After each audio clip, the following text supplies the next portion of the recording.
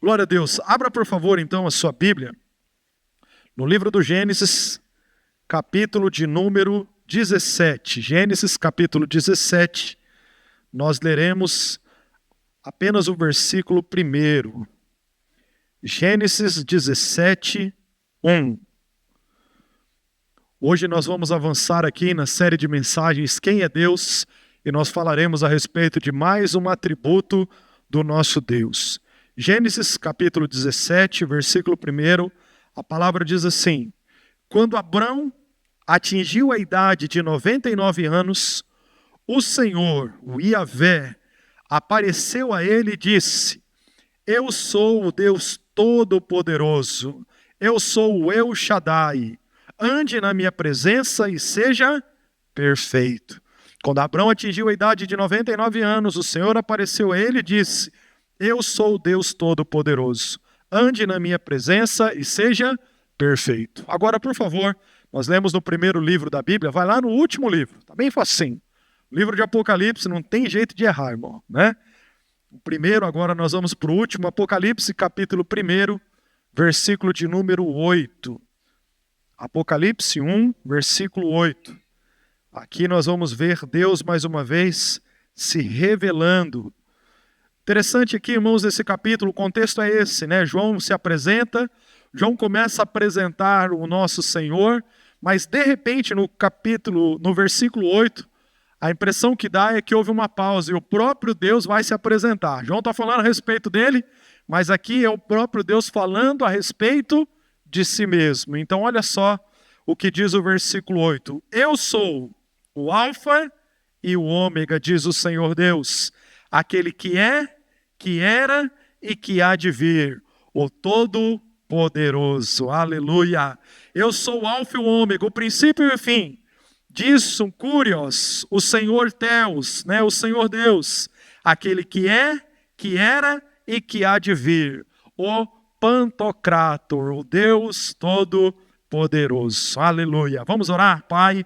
Nós estamos diante da Tua santa palavra e como nós precisamos, meu Deus, de uma revelação especial, de um toque especial do Teu Espírito sobre nós. Nós já aprendemos a respeito disso, nós só podemos conhecer o Senhor aquilo que o próprio Senhor se permite conhecer. Por isso, meu Deus, compreendê-lo com uma mente infinita é impossível.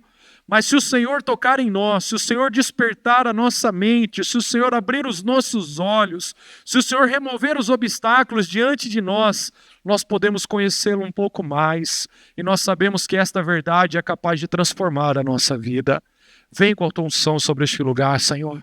Pai, remove tudo aquilo que precisa ser removido, para que nós possamos avançar nesta revelação e vivermos, meu Deus, tudo aquilo que o Senhor deseja para nós nesse lugar e nesse tempo. Nós clamamos o Teu favor, Santo Espírito do Senhor, nós precisamos do Senhor. Nós confessamos a nossa inteira e completa dependência do Senhor, em nome de Jesus. Amém. Irmãos, nós estamos imersos numa série de mensagens Quem é Deus? Nós estamos aprendendo a respeito de quem é o Deus que nós servimos, quem é o Deus que nós cremos. E quando nós pensamos nisso, nós estamos falando dos seus atributos. Nós já avançamos nesse processo, falamos a respeito de 6 atributos, hoje nós falaremos a respeito do 7º. É a 6ª ministração, mas o 7º atributo. Nós já aprendemos que Deus ele é soberano, que Deus ele é santo, que Deus ele é amor, que Deus ele é justiça. Nós já falamos sobre a imutabilidade de Deus, Deus não muda. No último domingo nós falamos sobre a onipresença de Deus, Deus está presente em todos os lugares. E hoje nós vamos falar sobre a sua onipotência. O que significa isso? Deus é onipotente. Onipotência significa que Deus detém todo o poder. A palavra onipotência, irmãos, vem do latim, que significa omni, todo, e potens, poder, potência. Automaticamente, a tradução significa todo-poderoso. Essa expressão aparece por mais de 50 vezes na palavra do Senhor. Na língua, por exemplo, na NVI, o número exato 56. E vai depender da sua tradução, fica entre 50 e 60 vezes aparecendo essa expressão. No Antigo Testamento, que foi escrito em hebraico. A palavra aqui, El Shaddai, um vocábulo hebraico que aponta para Deus como esse Deus onipotente, o Deus todo-poderoso. Gênesis capítulo 17, versículo 1, o que está acontecendo aqui? Deus aparece a Abrão, que depois foi chamado de Abraão. E quando Deus aparece a Abraão, ele se revela como Deus todo-poderoso. Agora olha só, irmãos, o contexto. Abraão está sendo chamado por Deus, eleito por Deus, para que através da vida dele, um povo de Deus se formasse. Deus, quando apareceu a Abraão, Deus lhe fez uma promessa. E como Deus se revelou para ele? Olha, eu estou te fazendo uma promessa e eu sou o Deus todo-poderoso que tem poder de realizar essa promessa na sua vida. Foi dessa maneira que Deus começou a se revelar aos patriarcas da fé, a Abraão, a Isaac e a Jacó. Quando nós vamos para o Novo Testamento, nós vamos ver Deus se revelando agora, o vocábulo grego aqui, Pantocrator, o Deus todo-poderoso, aquele que tem todo o poder. Irmãos, isso é algo maravilhoso.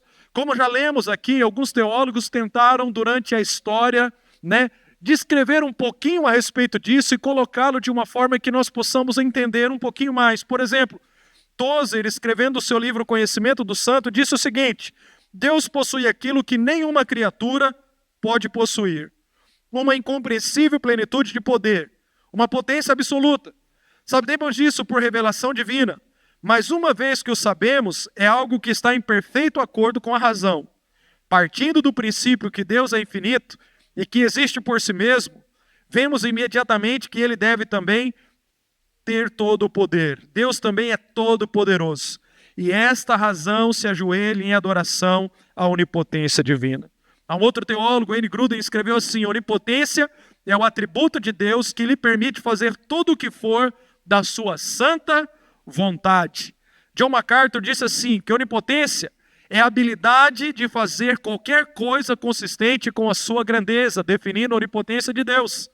E mais um teólogo, A.W. Pink, disse o seguinte: o poder de Deus é aquela capacidade e força pela qual ele pode realizar tudo o que lhe agrade, tudo o que a sua sabedoria dirija e tudo o que a infinita pureza da sua vontade resolva.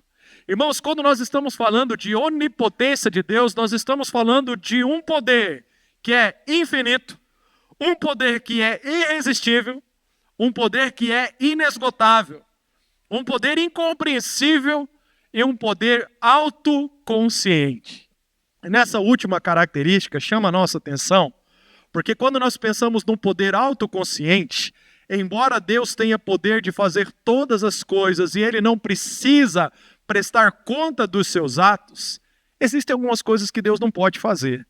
Pastor, mas não é meio contraditório? Se ele pode tudo, tem coisa que ele não pode? Veja, nós já aprendemos a respeito disso, que um atributo de Deus não anula um outro.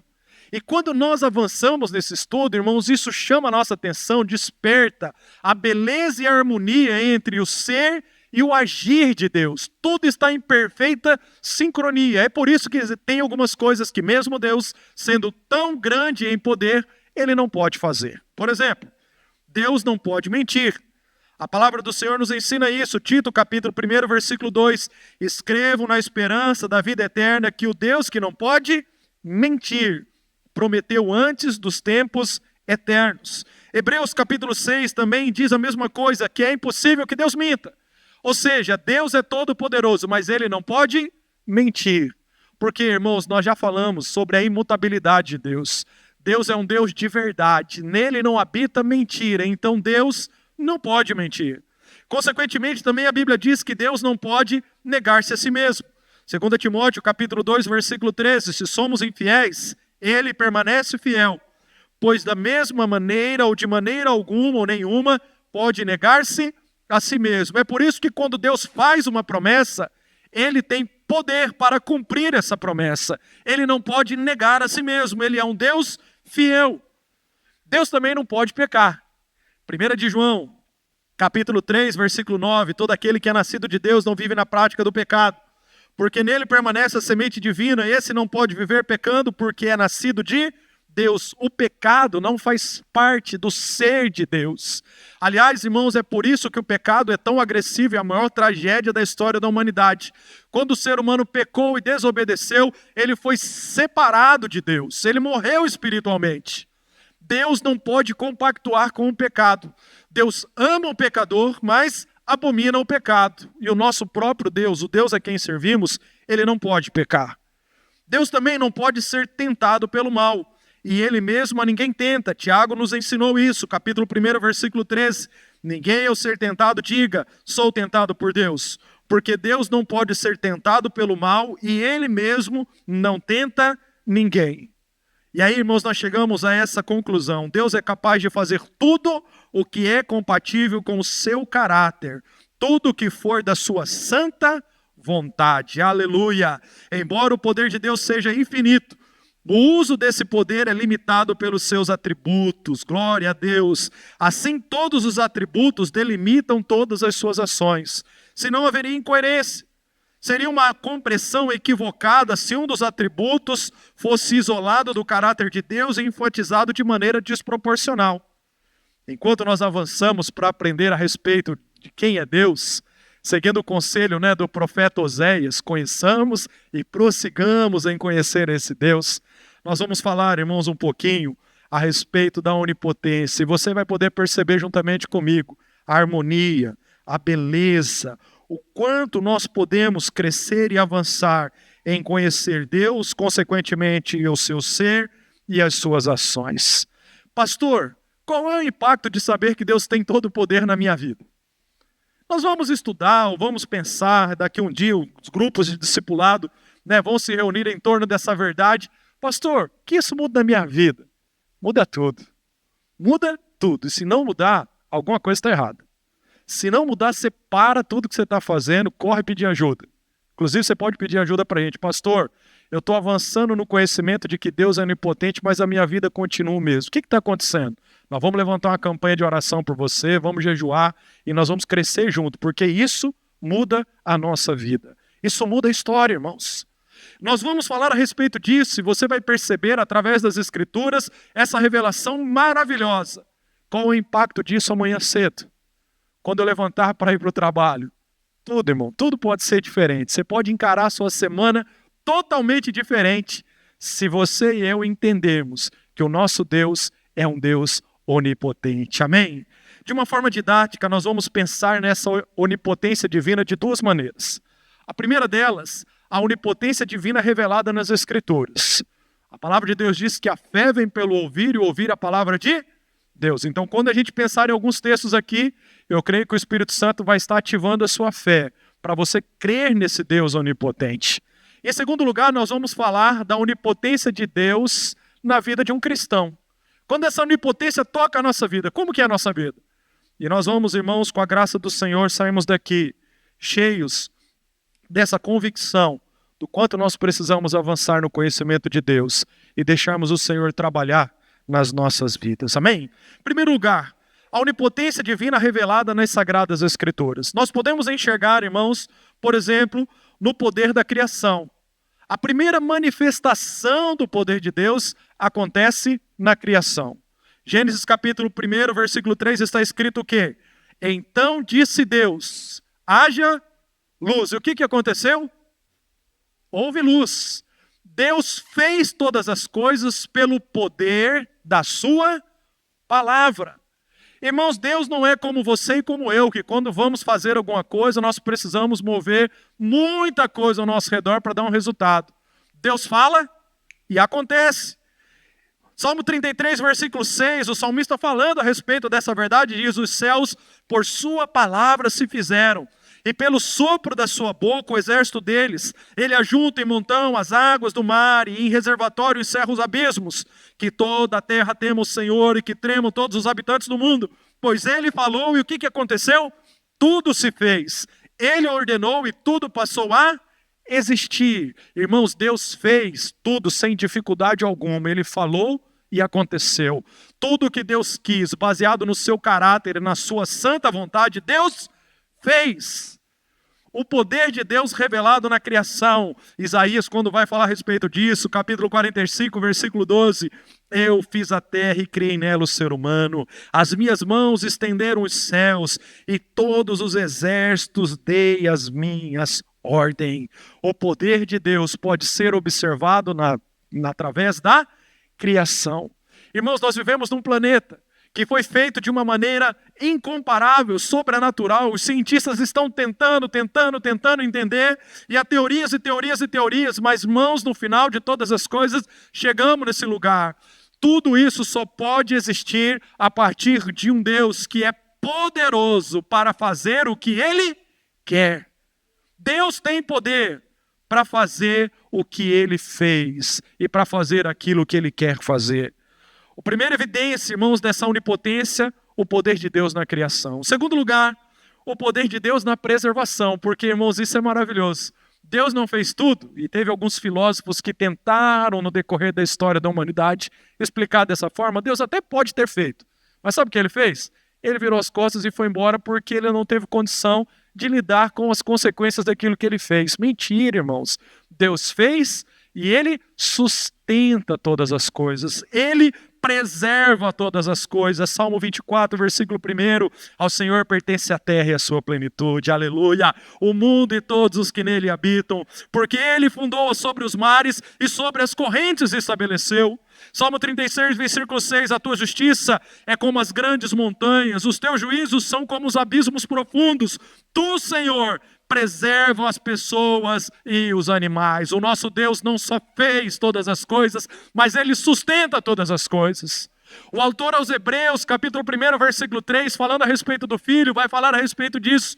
Ele é o sustentador, ou sustentando todas as coisas pela poderosa palavra. Aleluia! Deus, Ele também pode ser reconhecido, né, e o seu poder experimentado, visto, observado através da preservação. Interessante, Daniel capítulo 4, versículo 34, 35. Olha que coisa maravilhosa, o grande imperador Nabucodonosor. Um dia ele achou que ele era alguma coisa. E aí ele começou, né, a se sentir, e Deus falou, deixa eu mostrar para ele quem de fato é alguma coisa. E ele vive um juízo de Deus agora, capítulo 4, versículo 34 e 35, ele volta em si, ele vence esse juízo. Olha o que ele vai dizer. Mas ao final daqueles dias, eu, Nabucodonosor, levantei os meus olhos aos céus e recuperei o meu entendimento. Então eu bendisse o Altíssimo, louvei e glorifiquei aquele que vive para todo sempre. O seu domínio é eterno, o seu reino se estende de geração em geração. Todos os moradores da terra são considerados como nada. E o Altíssimo faz o que quer com o exército dos céus e com os moradores da terra. Não há quem possa deter a sua mão, nem questionar aquilo que Ele faz. Às vezes, irmãos, na nossa incoerência, na nossa pobreza, na nossa miséria, nós achamos, conjecturamos e pensamos, mas veja, Deus, Ele é poderoso para fazer e para sustentar. Isso pode fugir da nossa compreensão. Veja bem, irmãos, olha que coisa interessante. Os cientistas descrevem e as pesquisas apontam que a Terra pesa 6 trilhões de toneladas.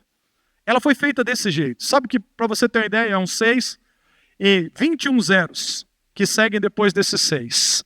Esse planeta de um peso desproporcional àquilo que a nossa mente possa captar, não está despencando no abismo.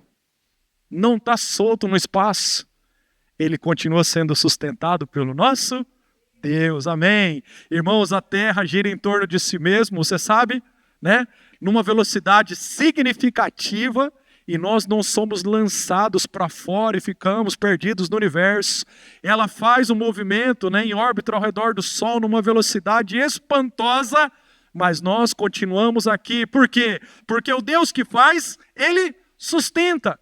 E veja, irmãos, quando nós pensamos na grandeza disso, que nós estamos experimentando, já ficamos com motivos para dizer, de fato, Deus é poderoso. Agora nós estamos falando de um planeta em meio a milhares de planetas. O nosso Deus, Ele faz e sustenta todas as coisas. Por quê? Porque Ele é o Deus Todo-Poderoso. Aleluia! Irmãos, nós vamos aprender também sobre o poder de Deus manifestado nas Escrituras através da redenção. Aqui, irmãos, é algo maravilhoso. Porque, presta atenção, essa verdade precisa penetrar na nossa mente. Porque quando nós pensamos em redenção e salvação, nós vemos com um conceito religioso, né, um conceito medieval de que nós vamos ser salvos porque somos bonzinhos. Sabe por que a gente pode ser salvo, irmão? Por causa do poder da redenção. Não tem nada a ver com a gente. Não tem o que eu faço ou deixo de fazer que vai, né, me gerar essa possibilidade de ser salvo. Mas Deus, através do seu poder, salva a minha vida, salva a sua vida. O poder de Deus revelado na redenção.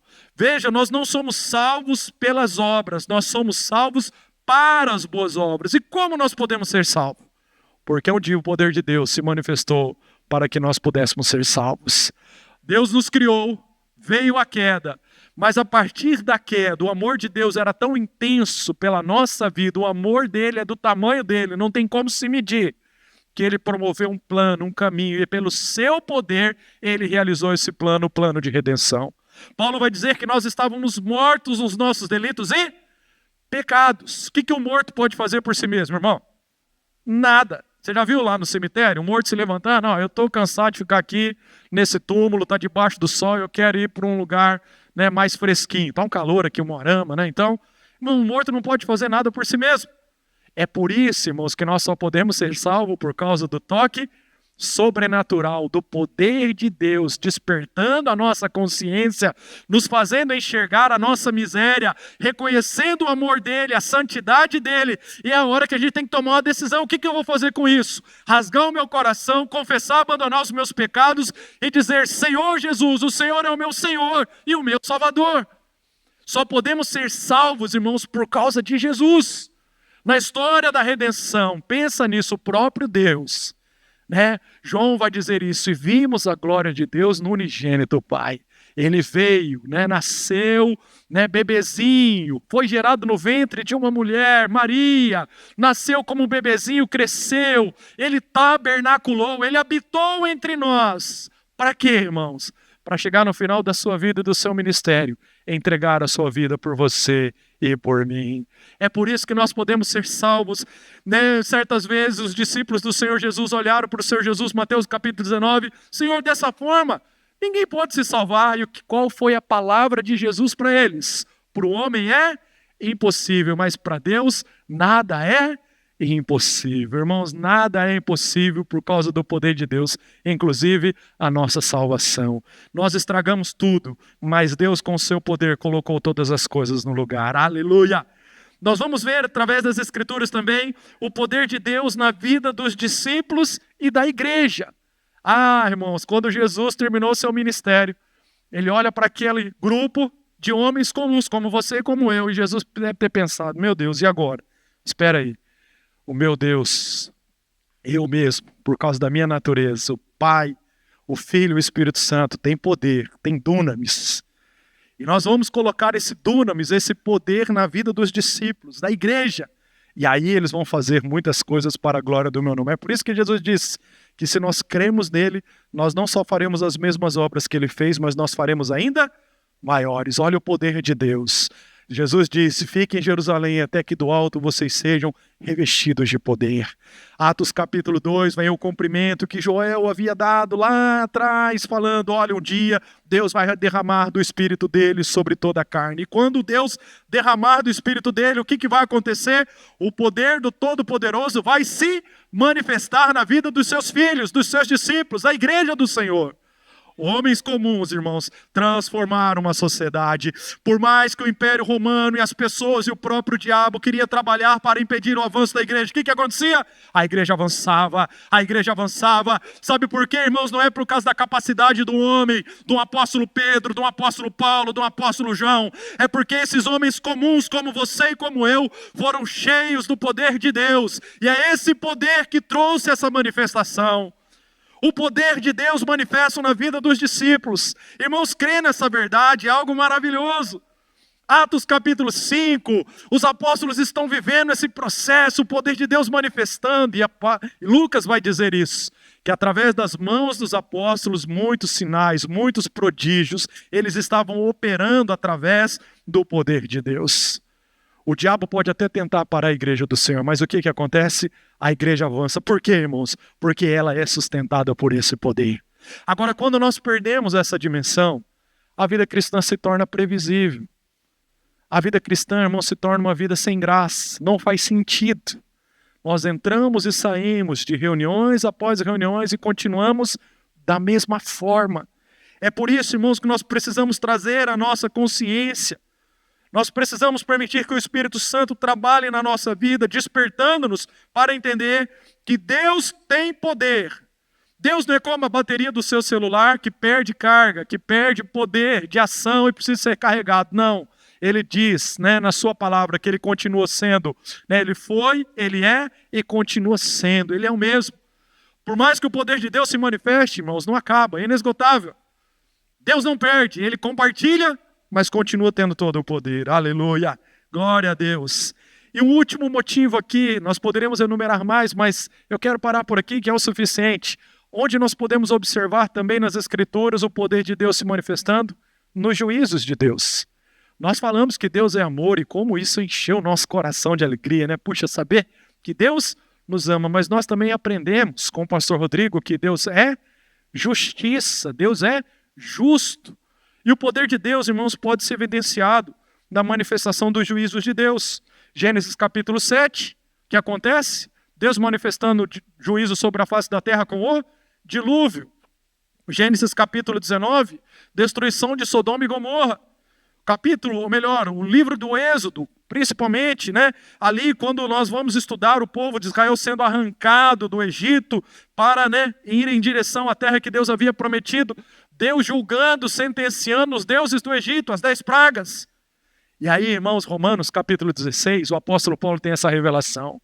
E o Deus de paz, em breve, esmagará Satanás debaixo dos vossos pés. Aleluia! Paulo sabia dessa revelação. E aí, João, quando escreve o Apocalipse, chega lá no capítulo 19, ele tem essa visão e essa revelação também, irmãos. Ele vê isso. O Senhor Jesus, todo-poderoso, Pantocrator, aquele que tem todo o poder, manifestando esse juízo. Primeiro, a besta e o falso testemunho, o falso profeta. Capítulo 20, Deus lançando Satanás, entendeu? Julgando, esmagando debaixo dos pés do próprio Senhor e da igreja.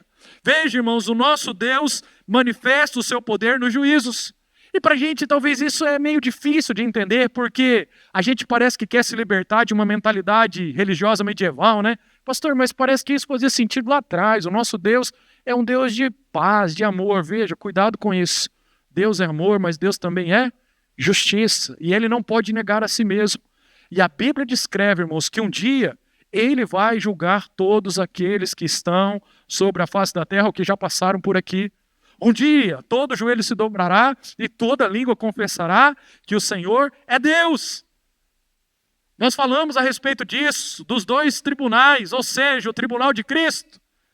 Um dia você vai dar conta, um dia eu vou dar conta, um dia nós vamos dar conta do que nós estamos fazendo.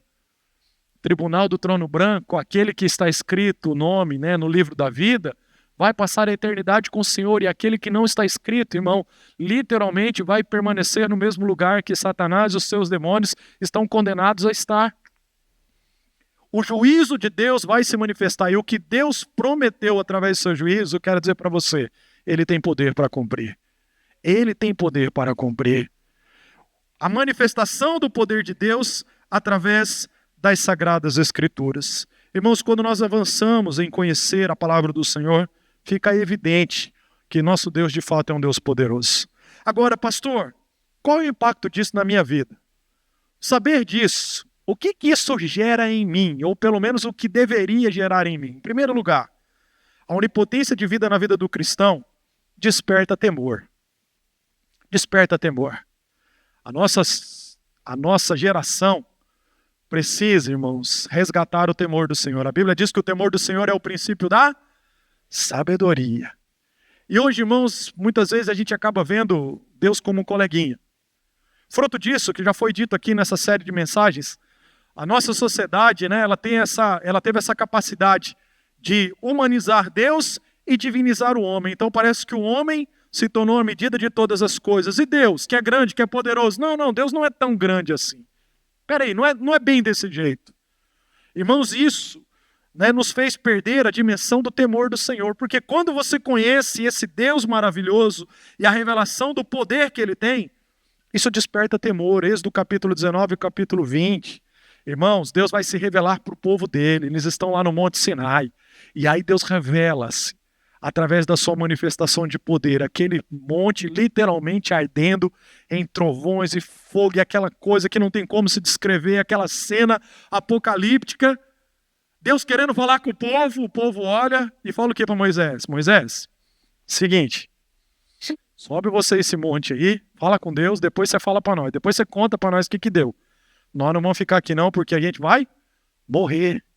A manifestação do poder de Deus, irmão, gera temor. Veja isso na vida dos homens que conheceram o Senhor. Isaías capítulo 6, nós já falamos a respeito disso. Quando ele vê a glória e a manifestação do poder de Deus, o que ele faz? Ai de mim, que sou um homem de lábios impuros. O próprio João, capítulo 1, versículo 17, quando ele cai em si, o que ele está vendo, o que está acontecendo, ele cai como morto aos pés do Senhor. Sabe por quê, irmãos? O poder de Deus desperta temor. Um temor, irmãos, que nos leva à reverência. A nossa geração precisa resgatar isso. Eu tenho muita dificuldade com a forma como nós estamos lidando com isso, porque nós perdemos esse senso de reverência.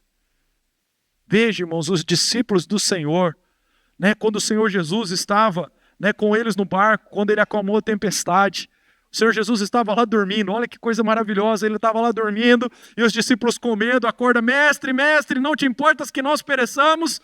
Jesus se levanta, dá uma ordem, aquele vento para, o mar volta para o lugar dele. Jesus olha e fala, por que vocês estão com medo? E Marcos descreve dessa forma, que eles ficaram atemorizados. Eles estavam com medo por causa da tempestade, mas quando eles viram Jesus fazendo o que ele fez, eles ficaram com mais medo ainda.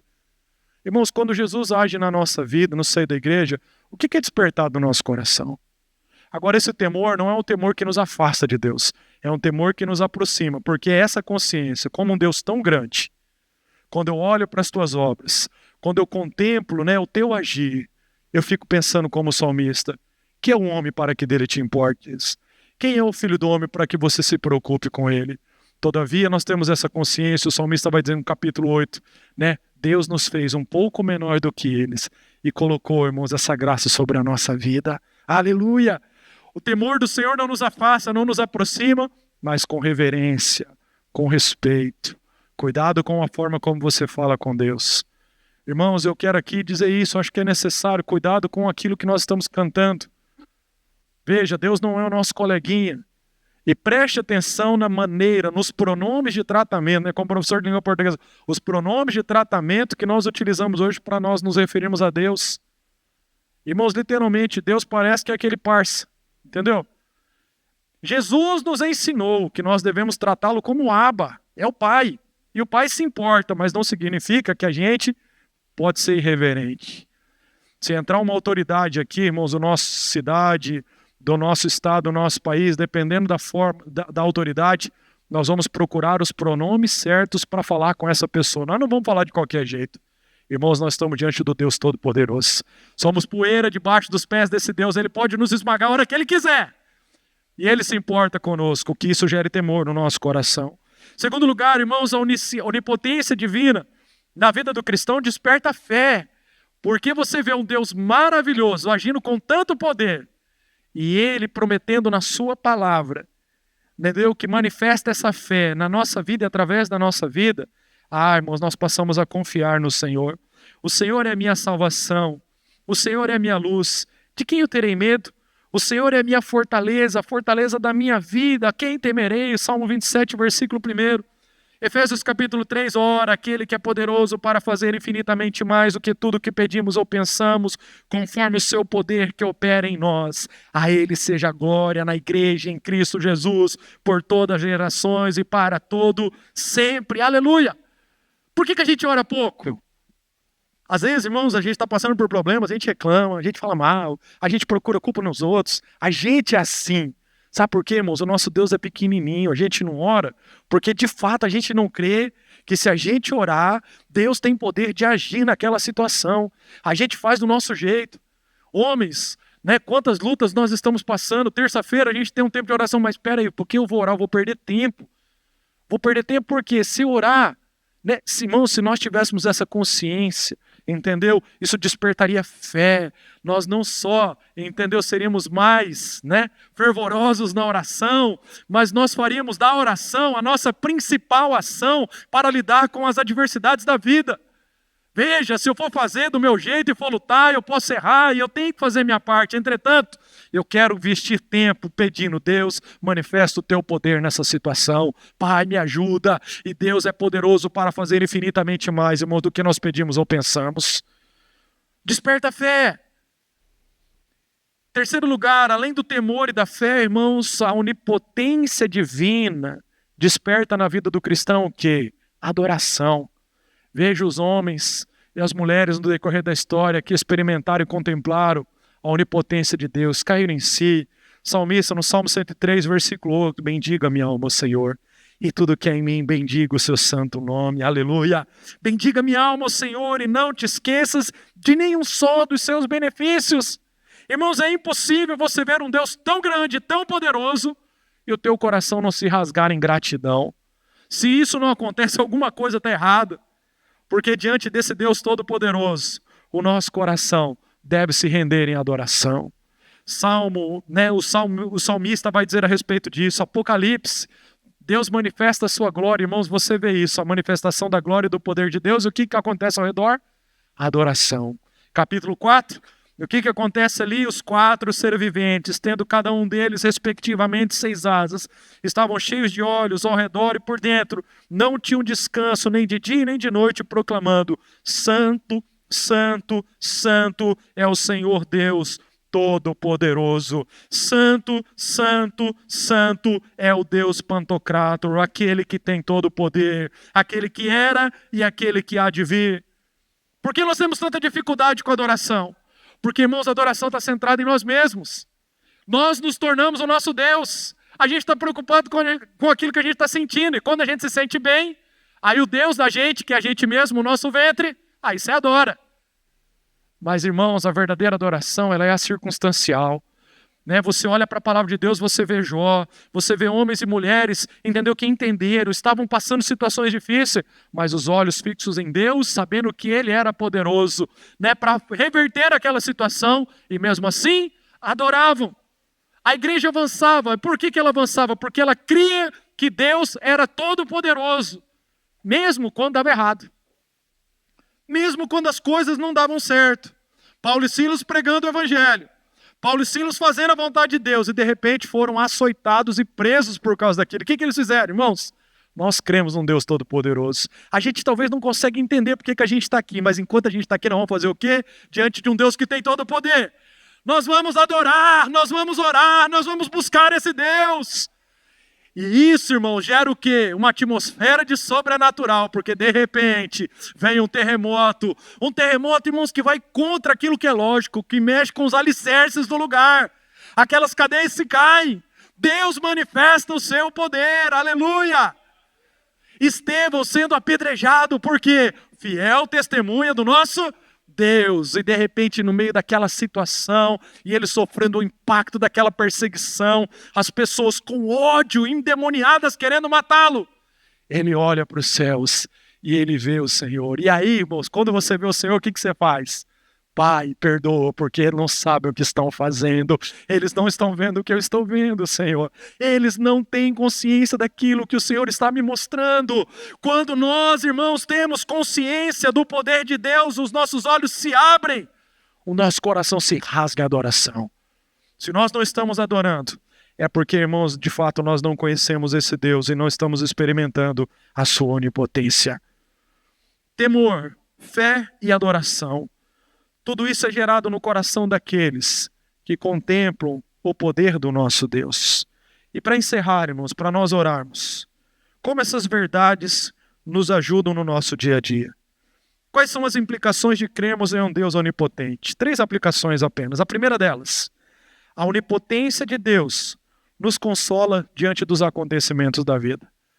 Não significa que pelo fato de Deus ser todo-poderoso e poder fazer todas as coisas, que nós só vamos passar por acontecimentos bons. Tem hora que nós passamos por adversidades, mas saber que Deus continua sendo Deus traz consolo e conforto para o meu coração. Crer na sua promessa que um dia toda lágrima será enxugada, todo sofrimento vai passar, e eu viverei o plano e o projeto dele por toda a eternidade, traz conforto e consolo. Mas como isso pode acontecer? Pode acontecer pela força do seu poder, aleluia! Nós cremos nisso.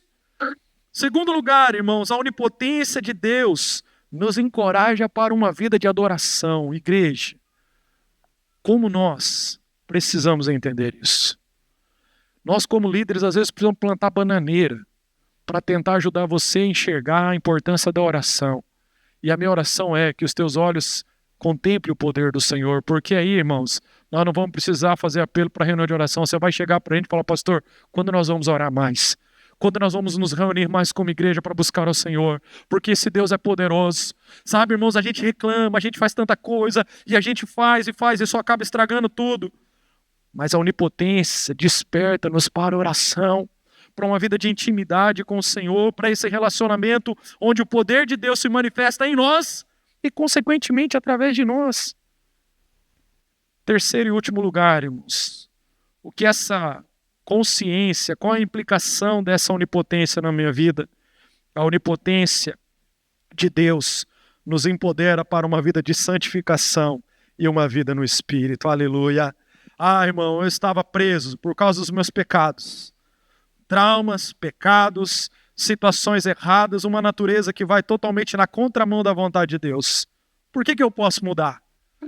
Porque é o poder de Deus que desperta em mim esse processo de santificação e me empodera para a transformação. Não existe esse negócio: não, eu sou desse jeito mesmo. Você pode ser desse jeito mesmo para você, mas Deus entrando no negócio, Ele pode mudar. Ele pode mudar e transformar. Ele nos empodera para uma vida no Espírito, irmãos. E aqui, queridos, como nós precisamos da graça do Senhor para entendermos e vivermos isso. A vida cristã, vivida do nosso jeito e da nossa forma, ela é muito previsível. Mas quando nós vivemos no poder do Espírito, irmãos, nós vamos viver de fé em fé, de glória em glória, transformação e transformação de Deus, dia após dia, nós vamos experimentando esse agir. Nós cremos, sabe, irmãos, nesse poder sobrenatural que pode se manifestar lá na eternidade e vai se manifestar. Mas Deus tem algo para fazer na nossa vida a partir de hoje. Isso é avivamento. O que é avivamento, irmãos?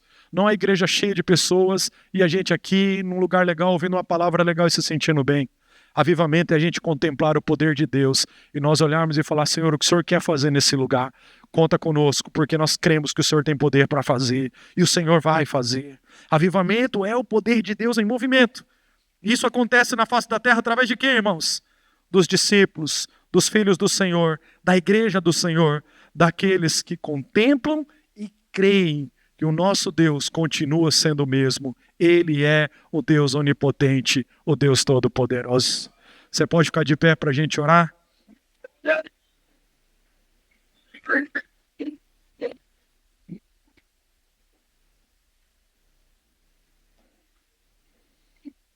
Glória a Deus. Glória a Deus. Se você tiver liberdade, olha para a pessoa que está do seu lado e fala isso para ela. Fala assim: o nosso Deus é um Deus onipotente. Ele tem todo o poder. Ele pode fazer de você alguém que viva nessa terra para honrar e glorificar o nome dele. Aleluia. Irmãos, esse é o projeto de Deus. Aleluia para nós.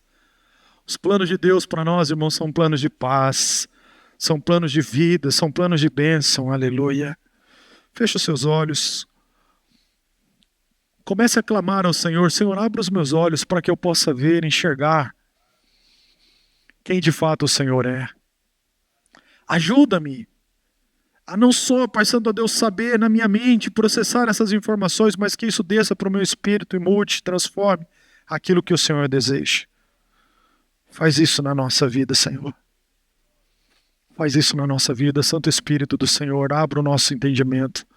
vai manifestando o teu poder, vai nos ajudando, Pai Santo, dentro desse processo.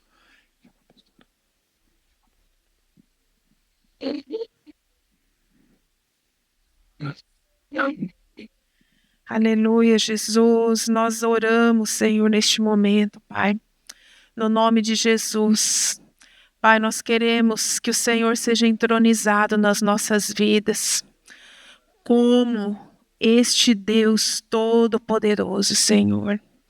Oh, Senhor amado, nós como igreja, nesta manhã, Senhor, nós nos humilhamos diante da presença do Deus Todo-Poderoso.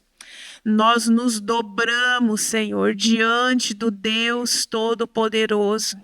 Nós, Senhor amado, nos curvamos diante deste Deus Todo-Poderoso.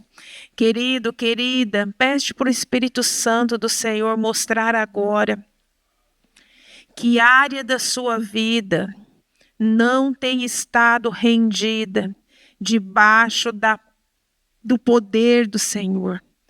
Que área da sua vida, em que área da sua vida Deus ainda não é todo-poderoso para você. Você não reconhece totalmente o poder, a soberania, o governo de Deus. É muito sério a palavra do Senhor. Ele é o Deus Todo-Poderoso. E se os seus olhos não estão totalmente abertos, se os nossos olhos não estão totalmente abertos para entender toda essa dimensão do seu poder, nós precisamos, irmãos e irmãs, nós precisamos nos dobrar diante do Senhor, diante do seu poder e entender, Senhor, tu reinas, tu reinas, tu és este Deus que governa. Tu és este Deus Todo-Poderoso, que podes fazer todas as coisas. Todas as coisas. Irmãos, quem sabe, na vida de alguns aqui, quando você percebe que vem um mover de Deus de determinada forma, você se fecha, você barra, você não permite, porque você não quer que Deus seja todo-poderoso daquela forma. Porque você não quer que Deus faça aquilo que Ele está mostrando que Ele vai fazer. Sabe, queridos, e nós precisamos nos arrepender, amém? Nós precisamos nos arrepender de resistir. Irmãos, nós nunca vamos ganhar essa guerra. Lembre-se de Jacó. Nunca vamos ganhar essa guerra. De qualquer forma, nós vamos sair mancando disso. Mais cedo ou mais tarde. Então que seja logo. Amém? Então que seja agora. Então que seja nesta manhã. Amém? Se o Senhor tem um plano para a sua vida, irmão, não importa. O que você quer, o que você não quer, o que você gosta, o que você não gosta, o que você acha, o que você não acha. Você precisa se render. Você precisa deixar Ele ser Deus. E eu convido você a colocar a mão no seu coração agora e a fazer esse pedido ao Senhor. A declarar, Pai, Tu és El Shaddai. Tu és o Deus Todo-Poderoso e eu me inclino, eu me rendo, eu me dobro ao Senhor. Irmãos, diga isso, Senhor, eu me dobro diante do teu poder.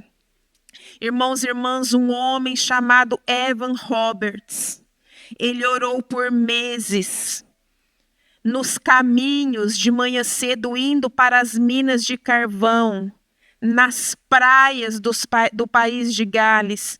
Ele colocava sua mão sobre o seu coração e ele orava, dizendo, dobra-me, Senhor.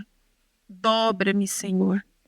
E um dos maiores avivamentos da história, que gerou o avivamento de Azusa nos Estados Unidos, da qual o movimento pentecostal faz parte. Irmãos, começou com este homem que entendeu que ele não se dobrava diante de Deus e que ele precisava se dobrar diante de Deus. E aquele homem piedoso orava sem cessar Dobra-me, Senhor. Dobra-me, Senhor. Dobra-me, Senhor. Irmãos, o Senhor está dizendo nessa manhã: eu sou o Pantocrator. Eu sou o Deus Todo-Poderoso que tudo pode. E eu gostaria de perguntar para você: você pode nessa manhã, você quer nesta manhã orar? Deus, dobra-me. Dobra-me. Dobra essa minha vontade, Senhor. Dobra esse meu querer. Dobra essa minha obstinação. Dobra, Senhor, esse negócio que eu enfio na minha cabeça que tem que ser do meu jeito, que se não for do meu jeito, não vai de jeito nenhum. Irmãos, nós somos pó e nós precisamos nos dobrar. Pai, em nome de Jesus, nesta manhã, Senhor, nós te agradecemos tanto por esta palavra. Nós te agradecemos tanto pela tua palavra poderosa. Nós te agradecemos tanto por essa palavra que não volta vazia. E nós, Senhor, declaramos, Senhor, em fé agora, que nós nos dobramos, Senhor.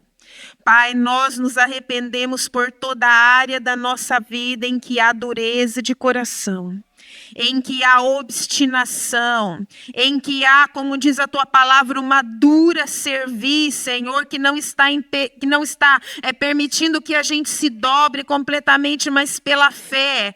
Nós já oramos, Senhor, pedindo ao Senhor que é todo-poderoso. Dobra-nos, Senhor. Dobra-me, Senhor, dobra-me é a nossa oração. Dobra-nos, Senhor, em nome de Jesus, porque nós queremos viver a tua vontade, Senhor. Querido, eu convido você a nós fazermos aquela pequena parte da oração do Pai Nosso. Senhor, venha a nós o teu reino, seja feita a sua vontade, assim na terra como nos céus. Essa é a nossa oração, Senhor, e o nosso pedido. Em nome de Jesus. Amém. Deus te abençoe grandemente. Vá na paz do Senhor.